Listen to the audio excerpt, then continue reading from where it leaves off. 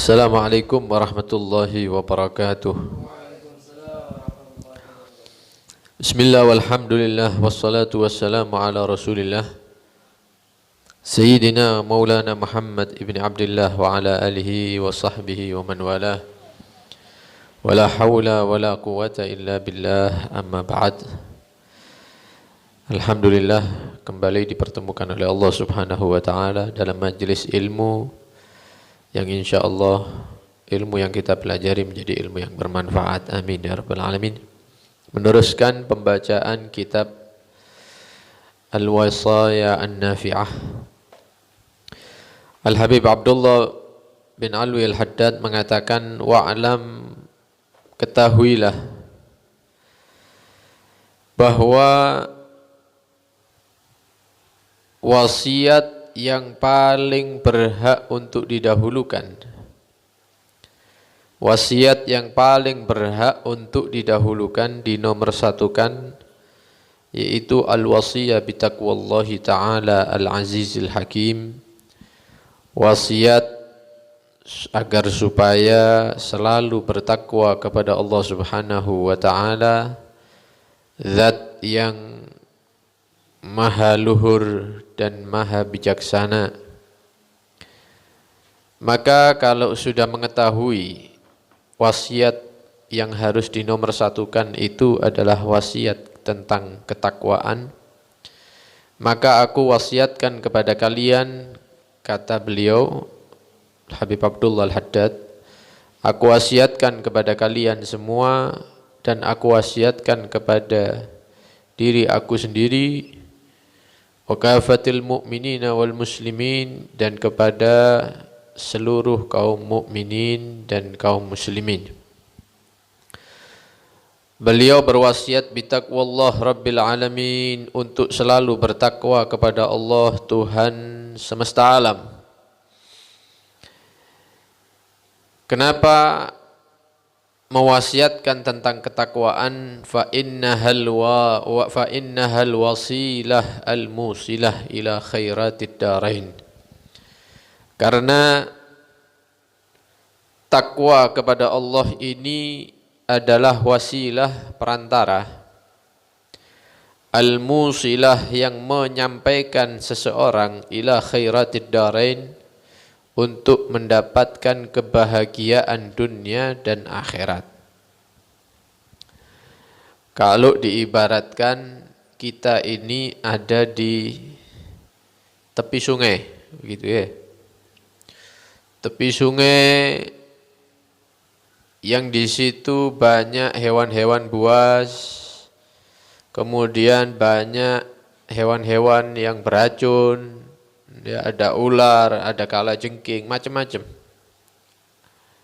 Alhasil kehidupan di situ kehidupan yang membuat susah payah.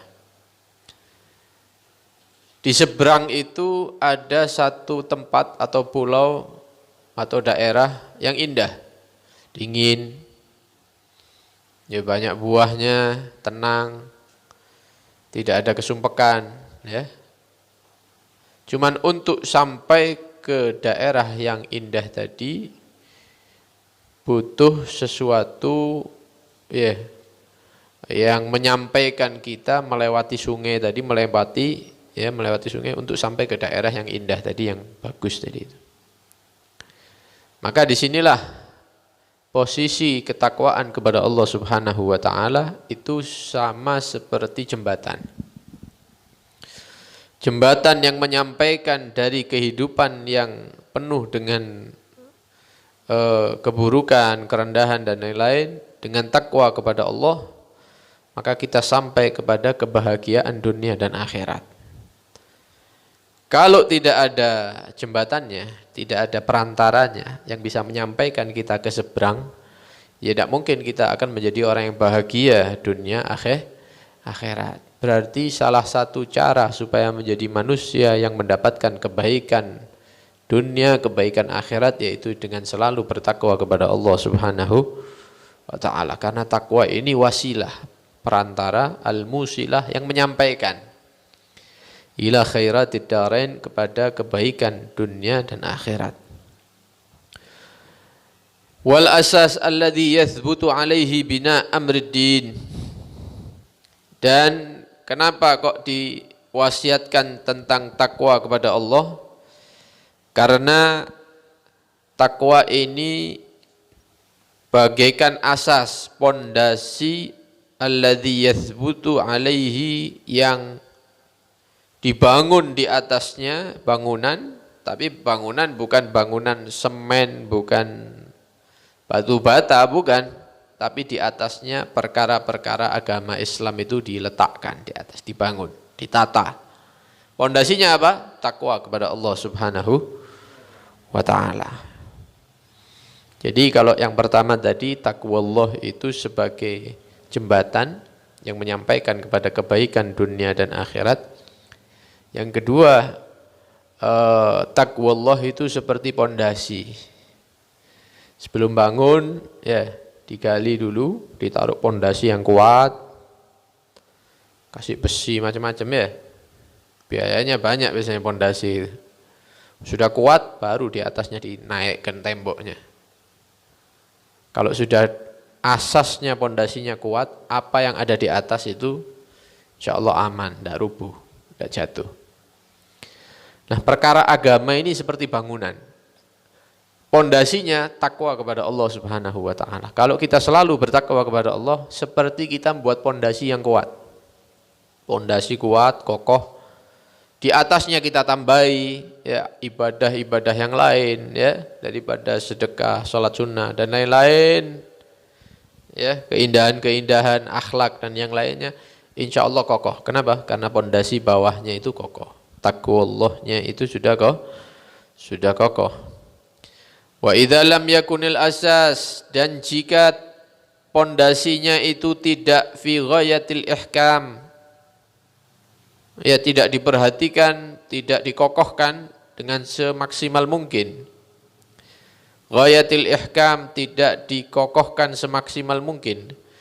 Kanal bina'u alaihi, maka kalau dibangun, ditinggikan bangunan di atasnya, ilal inhidami akrab, maka kepada kehancuran, roboh dan lain-lain itu lebih besar kemungkinannya. Kenapa? Pondasi ini seada-adanya.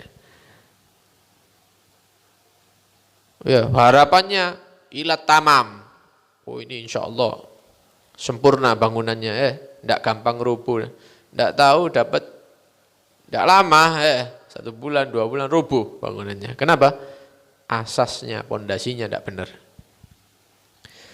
Begitu juga ya, takwa kepada Allah Subhanahu wa ta'ala, kalau asal-asalan, maka apa yang ditata di atasnya itu rubuh semuanya. Contoh, dia takwanya itu asal-asalan.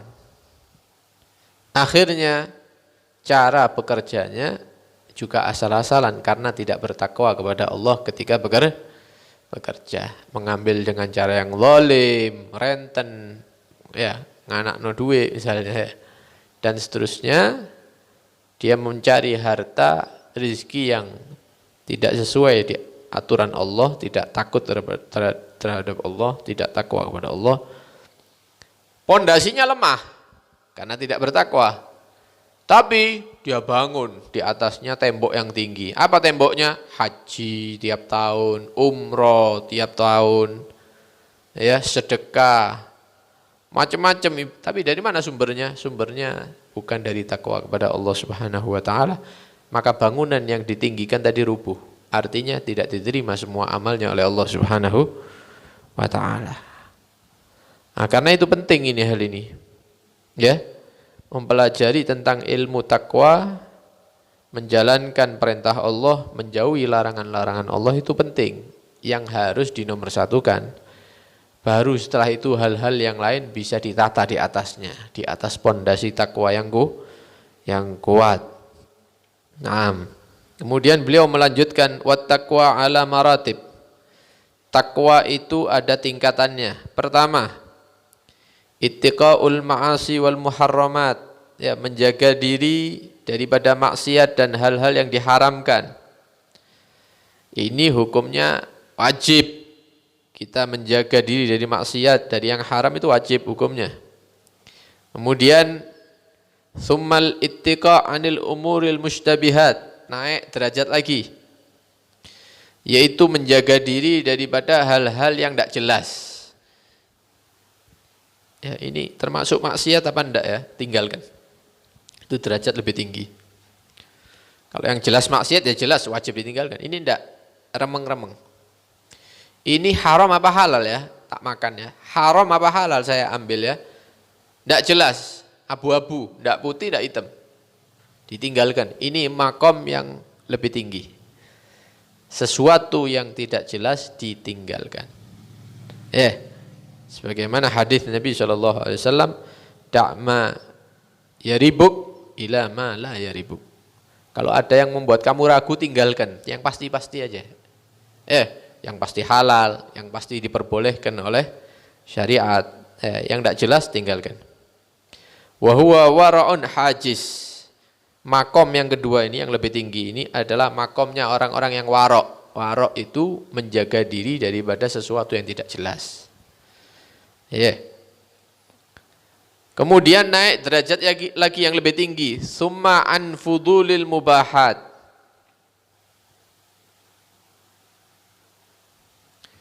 Hal-hal yang lebih, walaupun hukumnya adalah boleh. Nggak sarung misalnya. Bisa dia pakai sarung harga 100.000 misalnya ya. Tapi dia dapat sarung harganya misalnya 1.700.000, 500.000. Ini kalau orang-orang yang ada di makom ketiga itu dijual sarungnya. Sarungnya dijual, dapat uang, yang 100 buat beli sarung biasa, sisanya disedekahkan jalan Allah. Ini makom yang gitu. Kenapa? Karena dia tidak butuh. Butuhnya ya sarung-sarung biasa. Hal-hal yang fudul yang lebih, walaupun itu boleh dipakai. Oh, kon iki ndak wali kon. Kenapa? Sarungnya BHS terus. Ya tidak apa-apa, mubah, boleh. Tapi ada orang-orang yang ndak seneng gitu-gitu. Sing biasa-biasa, cukup-cukup aja. Selebihnya buat apa? Diberikan di jalan Allah Subhanahu wa ta'ala. Ini yang dimaksud oleh beliau yaitu kullu ma yakunul gharad fi isti'malihi maksuran ala qada'i syahwat. Ketika kamu memakan hal tersebut, memakai hal tersebut, itu tujuannya murni untuk syahwat, kesenangan. Enak ya BHS, halus ya, apik modelnya, teko atos ketok ganteng misalnya. Itu untuk kepuasan saja, sifatnya kepuasan. Padahal bisa pakai sarung biasa. Pengi-pengi ini enaknya bakso sing gede-gede. Padahal beli bakso misalnya 5.000 pakai nasi selesai masalahnya. Ini enggak pengen yang ada bakso beranak apa itu ya. Macam-macam. Ini untuk syahwat saja, kepuasan saja. Ini orang-orang yang di makom ketiga ini itu enggak suka gitu-gitu. Seadanya, hidupnya itu seadanya. Walaupun nanti beli makanan yang enak itu boleh. Dengan catatan halal.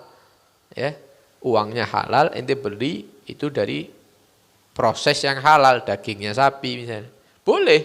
Udah oleh makan sing enak-enak. Bukan enggak boleh, boleh ente makan. Tapi orang-orang di makom ini, kedudukan ini mereka enggak mau yang berlebihan.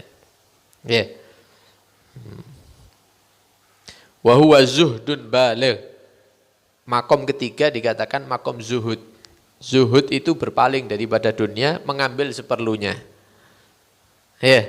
Mengambil seperlunya. In kana makrunan birrahah warraghbah. Tapi dengan catatan orang yang seperti ini dia harus rohah, selalu hatinya tenang, enteng. Warraghbah, dia selalu berharap kehidupan akhirat. Mulai saiki aku gawe sarung biasa. Mulai saiki mangan biasa, kopiah biasa, sembarang sepeda motor wis cukup biasa-biasa. Ndak atik ganti sing anyar, tuku sing larang, mangan sing enak ndak wis. Tapi atine sumpek. Gak enak urip kayak gini. Ya ini bukan zuhud ini. Yang dimaksud orang-orang di makom ini hatinya itu tenang menjalani itu. Dan harapannya, pandangannya itu adalah kehidupan akhirat. Wa tazahhada in kana ma'al karahiyah wal mujahadah. Dia zuhudnya itu karena benci dengan dunia, dan untuk memerangi hawa nafsunya dia. Nafsunya ngajak ini, ayo itu zen, itu enak, itu mahal, itu. Ayo ganti sepeda motor, mosok mulai biyen iki tok. Ayo ganti mobil, ayo ini. Terus ditekan nafsunya. Wis, ana ndak mau ngikuti, ndak mau terus seperti itu. Mujahadah itu namanya. Melawan hawa nafsu, menekan hawa nafsu. Dan setiap orang yang dia itu menjaga dari satu hal, ya, daripada makhluk, baik karena takut dengan dia atau berharap sesuatu dari mereka, ya, maka ini orang yang pandangannya kepada makhluk Allah bukan kepada Allah. Ya, ana mau ngelakukan ini ndak wis ana ustad fulan. Ana mau ngerokok ndak wis ana ustate, ada kiainya. Ana mau misalnya jagongan, ya, main kartu, main ini, main itu, ya kumpul sama anak-anak yang misalnya ndak ada akhlaknya, ndak wis nanti ketemu ustad fulan. Ini berarti dia menjaga dari makhluk karena takut sama makhluk, ketemu sama makhluk. Atau sebaliknya, anak tak sholat sunnah sing akeh, mumpung ono calon mertua. Allah Akbar, Allah. Ya merem-merem, ya nangis, mertuanya ngeluk, oh, Masya Allah. Jadi ya misal. Ini bertakwa kepada makhluk, bukan bertakwa kepada Allah. Ini adalah muttaqin lahum, bertakwa, menjaga image kalau sekarang itu ya. Jaga harga diri karena takut dilihat orang atau mumpung dilihat orang, ya. Ini berarti tidak bertakwa kepada Allah Subhanahu. Orang yang bertakwa kepada Allah yaitu dia yang selalu menjaga diri dari yang haram, menjalankan yang diperintahkan, tujuannya satu, mendapatkan ridha Allah, mendapatkan pahala dari Allah Subhanahu wa taala, dan berharap takut, ya, dan berharap selamat daripada siksa Allah. Itulah orang-orang yang bertakwa. Mudah-mudahan Allah membuka hati kita.